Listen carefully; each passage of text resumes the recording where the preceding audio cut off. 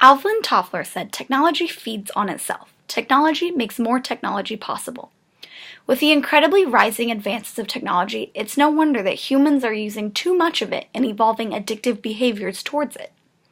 Now, technology is everywhere and in everything. It's in your house, your school, in stores, and even at the park. It's in your shower, your sprinklers, ceiling fans, and of course all the different gadgets you use. We use some form of technology in almost everything we do, yet we've never really noticed it. You cook on a stove, right? Warm up something in the microwave? You have both a cold and a hot water tap. Technology is really all around us. Now, the use of technology isn't all that bad. There are amazingly good things that have come out of it, such as massive advancements in economics, science, education, and communication.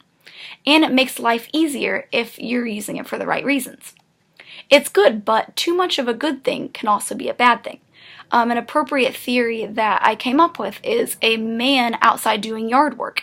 If he were to use a normal rake, this would take hours upon hours of being out in the cold, freezing weather. But if he used a modern piece of technology such as a leaf blower, it cuts his work drastically in half. So these are just a little example of how technology has actually helped.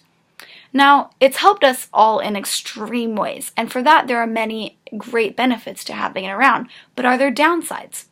Now, I'm in college and I see a lot of students around campus that can't go 5 minutes without checking their phone, let alone the 50-minute class periods that we're in. It's like this constant itch to check. And that's why a lot of teachers have written in their syllabus no use of technology in class, be it a laptop or a cell phone or a tablet. It's just so that we can focus, and we have a very hard time trying to focus because we do have that little thing in our pocket that just constantly wants to be checked. Now, there are massive consequences to too much technology. It's a constant distraction for people, and it can create a lot of different problems as a result. It can affect you both mentally and physically, such as shortened attention spans, poor sleeping habits, developmental issues for children, loss of hearing and eyesight, stress, obesity, and depression. There's also a lot of problems socially, such as isolation, increased bullying and cyberbullying, a lack of social skills, and a lack of privacy.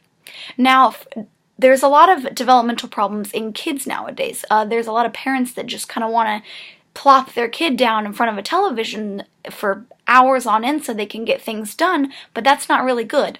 I actually babysit a kid that is sort of like this. He had an iPad before his 2nd birthday, and I don't even have an iPad. So I think that shows a little something about our technology nowadays. And too much technology, especially for children, is a bad thing. I mean, they just sit there and zone out of the TV all day.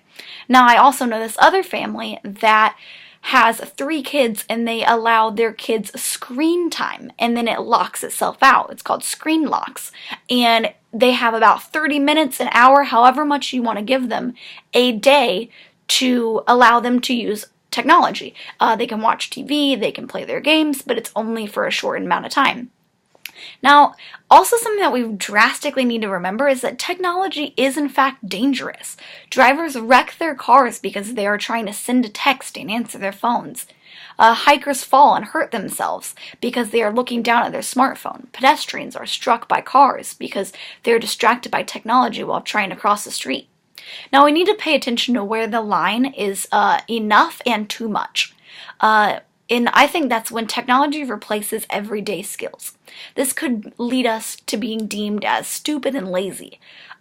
Also, another thing is cyberbullying. I mean, going from just talking online to your friends to being constantly harassed to the point where some kids have obviously killed themselves over. So I think that that's something that definitely needs to be looked at. And also, lastly, this kind of interesting point, this phantom sensation. And that is when our brain is trying to deal with the overload of technology on our senses. So that is when, for example, this has happened to me, where you put your smartphone in your pocket and you think it vibrates, but it really doesn't. It's just phantom sensation. Now, there are things that we can do to change too much technology. We can put down and step away from all the devices. We can go outside, read an actual book and not an ebook. We can go have a meal with a friend, reconnect to something other than a screen. Also, we need to set limits. Dr. Rosen, a doctor for Prevention Magazine, says, having smartphones at our fingertips acts as a stimulus to our brains that screams, "Check me," which can actually up your anxiety. Now, you also need to pay attention to the fact of, like, for social media, are you getting on it for a reason, or are you just wasting time? That's something that's very interesting and that a lot of people just perhaps do just waste time. Now, with all the good technology does, we need to be careful about how we are using it and how much we are using it. Remember, too much of a good thing can be a bad thing. Thank you.